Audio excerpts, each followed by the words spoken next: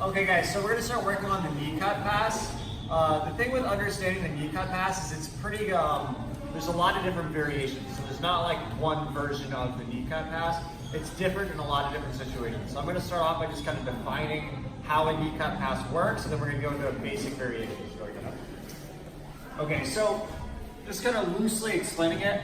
A knee cut pass is basically, I'm going to use my, like, when you're passing the guard, to fully pass, I need to get inside of his elbow-knee space, right? So keep your elbow and knee kind of connected. If I'm here on the outside, right, I can't actually pass the guard, right? For me to pass, I have to be inside here. That's when you actually get points for side control, okay? So a Toriano is like passing from the outside. I would be going around the outside, opening this space and coming in from here. A knee cut, I'm going into that elbow-knee space. Yeah, like this. Right, I'm going into this elbow knee space from the inside, right? So my knee is going up, and I'm using my knee like a nail to go inside that elbow knee space. So rather than going around it from the outside, we're going on the inside to get in, right? Now, for a good knee cut to happen, basically what I'm doing is I'm pinning his lower body by dropping my knee in this space, and then I'm gonna use some method to rotate his upper body the other way. I want him flat. Now that's going to vary depending on the grips he has. It could be a cross face with my arm. It could be a cross face like a forearm crush like this. It could be my head. It could be an underhook in my weight with my chest. It could be me pulling his elbow up to rotate him. There's a lot of different ways to do it, right? Now what tool you're going to use, it's going to be dependent on the grips he has on you, okay? So for example, if I'm in De La Hiva and he's holding my pant leg, right? From here, I can do a knee cut pass, like this. But it's very different than like if he has a single leg grip, right? So here, right? If he has like a single leg grip, this is a very different situation. I can still knee cut pass by putting my knee to the floor and grabbing the collar here and doing like a face crank, for example. But it's very different than the previous pass, okay? I could be here and he could be pushing with both hands framing, and now it's very different. Now I have to grab the tricep and finish like this. Okay, so the point with this explanation here is to understand that there's not one knee cut pass. It's not like, oh, I'm gonna do the knee cut pass. That's how it works. It's gonna largely depend on the grips the guy has on you, okay? So when I teach it, I have to pick a starting point, right? So if we did I could do the De La Hiva, we could do reverse De La Hiva, they're all like a bit different. So we're just gonna start with what I think is like a very easy way to start by understanding it, is we're just gonna deal with the guy kind of on his back with his feet up like this. So we're gonna enter the guard with the knee cut pass. So this is completely different than if I was in De La Hiva and he had my ankle. It's a very different thing. Okay, so we're gonna be here, he's got his legs up. We're just gonna start with a simple variation. So I'm gonna control his ankles first, like this, right? And I'm gonna step over so this foot is aimed in between my legs, right? So I want this stuck in between my legs, because if this is out, no knee cut pass can happen. I have to have one leg trapped. Okay, now normally when I do it, I'll control this top leg and enter with the knee here, and this completely blocks him from lasso, right? One of the most common things guys will do when you try to pass the guard is they try to lasso their leg. So for example, if I come in here and grab the lapel, he's gonna lasso immediately and now I can't pass, right? So by controlling the leg, I can just go in here, drop in and start building my pass, okay? We're gonna get to that, but I'm just gonna start with something a little bit more simple. Okay, what we're gonna do for now is we're gonna control the shins first here. When we're ready to go, we're gonna let go of this. I'm just gonna place my palm on his ribs. You lift your foot, and we're gonna drop our knee like a nail right in his armpit. Like this, okay? Once we get here, usually the guy will try to push on you with his hands. I'm gonna grab behind the tricep, and now I can just slide my hand to the floor and slide through. Once we get ahead here, and we get ahead of this, the lasso can no longer happen. One of the biggest mistakes people make when they try to block the lasso is they try to go head down like this. Because people think that's gonna block the lasso. But if someone's hyper flexible here, they can push you and get their foot in front, right? When I get in front here, there's no way to lasso. You see that? It's like there's a wall right here that his leg can't go through, no matter how flexible he is. If my back is here, he can't lasso, right? So again, we're starting here, we just control the shins, we place the hand on the rib, I lift my foot first, so you don't axe your shin down, like this. You lift your foot, drop the knee like a nail, right in the armpit. We're gonna catch the tricep or elbow, now I slide through to the floor, and we slide through. When I finish, I wanna have my hips in the air and my weight on my ribs, on him, like this, okay? So again, one more time. Let's turn this way just so we get a different angle. Okay, we're here like this. Lock the ribs. Step up on the foot and drop the knee like a nail. We grab the tricep and slide through here.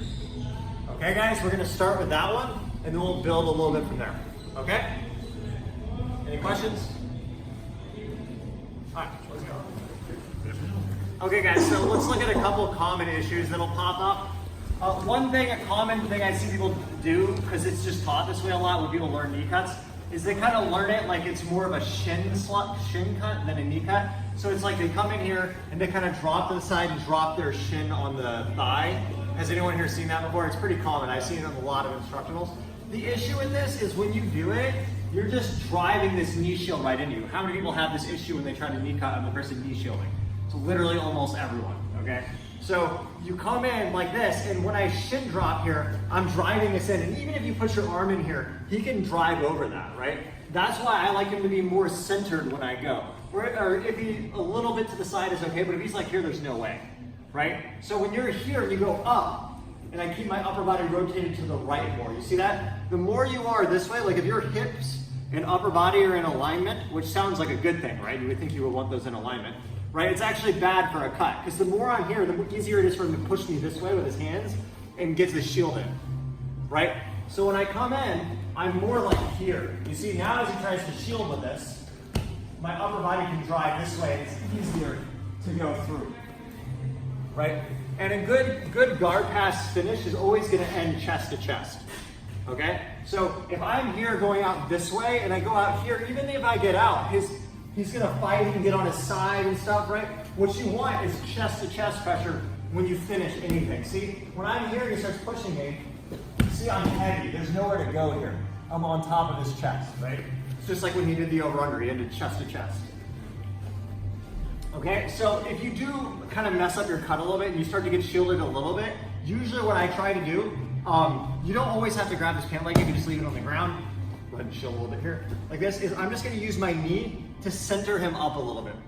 So just kind of, see I turn there, I get my elbow inside, and then I go forward back to that same position and slide through, okay? Even if he has the cross collar, here like this, he's pulling really tight, I'll just grab some material, the step arm to get some resistance here, right? And I just open, elbow in, right? You don't have to go all the way back. We just go just enough to get the elbow in. Now we go right back to that armpit position and slide through. Okay? All right, guys, so we're just gonna play around with this, and then I'm gonna show another variation if the guy lassos, and then we'll do some sparring. All right, guys, let's go. One more variation, but real quick, I just wanted to mention something. So like, you know, depending on the knee cut you're doing, you're gonna have different responses. So often a lot of people talk about, because this is like very like Leandro style knee cut, a lot of people talk about like the active posting thing. The active post is more, go ahead and hold the pant leg. If like I'm in Gila Giva and he's holding the pant leg and I hit the cut here, I have to do this to catch balance and I'm dropping my chest weight here.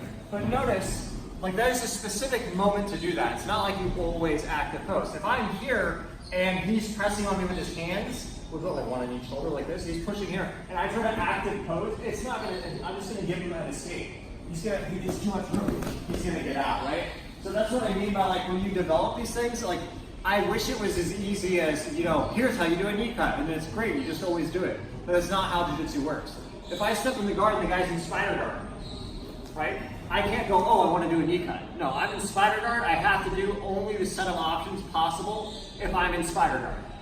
I can't just decide I want to do a knee cut, right? So maybe I have to pop this and try to throw. If I come in and he goes to De La Hiva holding the pant leg, then I'm like, oh, maybe I can do a knee cut. But if he's doing underhook De La Hiva, now I can't knee cut. You can't knee cut this, just because you can't, right? So everything just kind of changes, right? So what we're really focusing on now is more the grip fight, right? So Anders showed like the over-under, so you know, we could be here, we could drop and trap and start going into this. I could be here and go for a Toriano, right? Or I could be here and start going for a knee cut. That's what we're working on, is the setup from no grips, okay?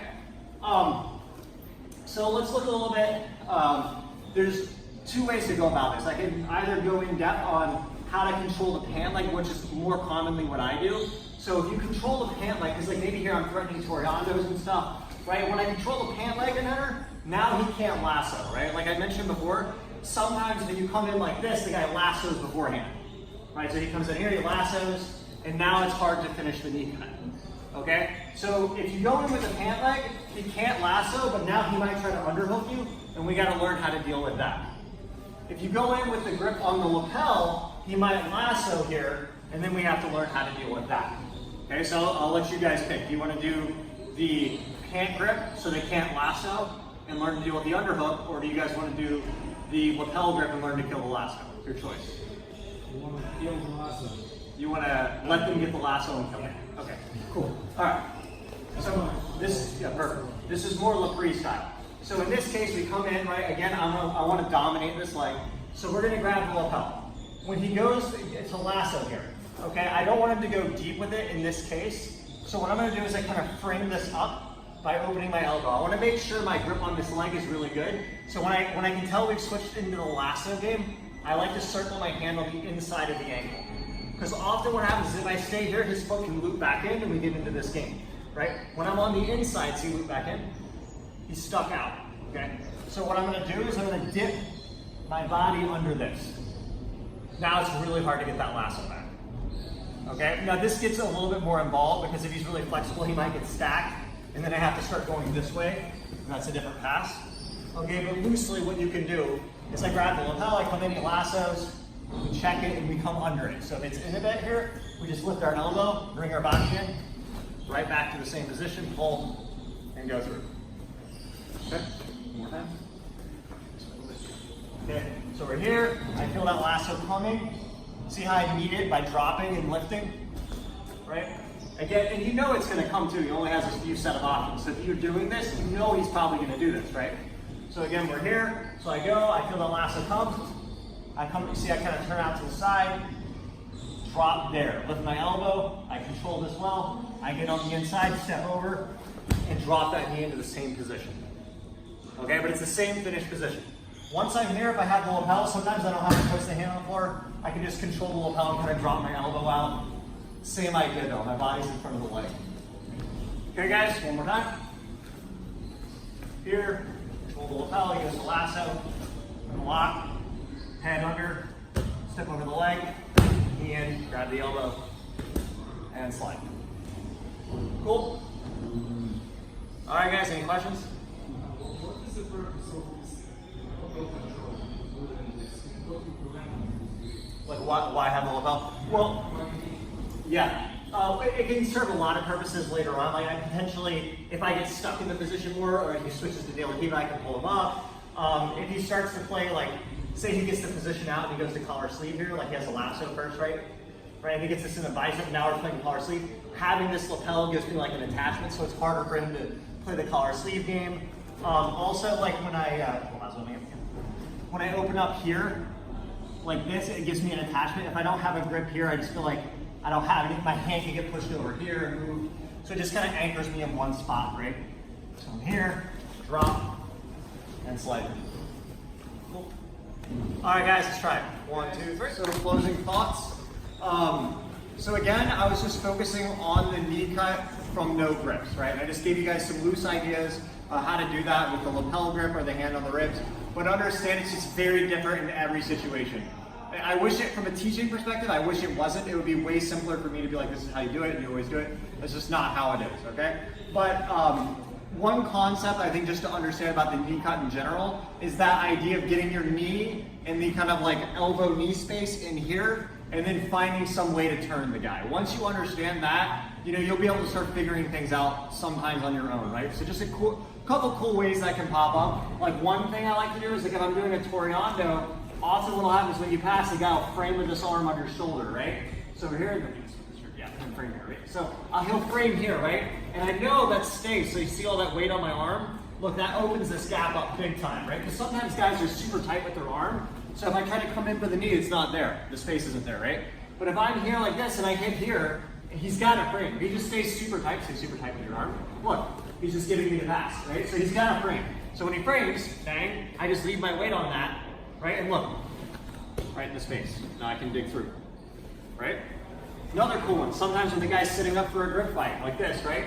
I'm here, if I go like this, I see he's looking for my sleeve, right? I'll just bait this up. So he goes to the sleeve, that opens there, and and that's right there, right? So once you understand that space, that's what you're looking for. If we're in De La Hiva, he's got the ankle for the pants, either one, yeah. So, see, I need to just open this space, there's the angle, and you go through. Right, now of course, you have to understand the details as you go through in the different positions, but that's roughly the idea, okay? All right, guys, we'll probably do a few more classes on the knee cut and go into more specific situations like the single leg. I think that's a big one. Like basically when we're here and the guy either has a single leg or he like grabs your back. Has anyone had someone do this? Where they're out there? Yeah, we'll go more in depth on that in another class, okay? So let's just do a little bit of specific training, and I think what we can do for the specific training maybe is start like in a knee shield like this. Okay, just do the best you can, try to center the guy up and get through, okay? All right, guys, get some water, get ready to train. 1, 2, 3.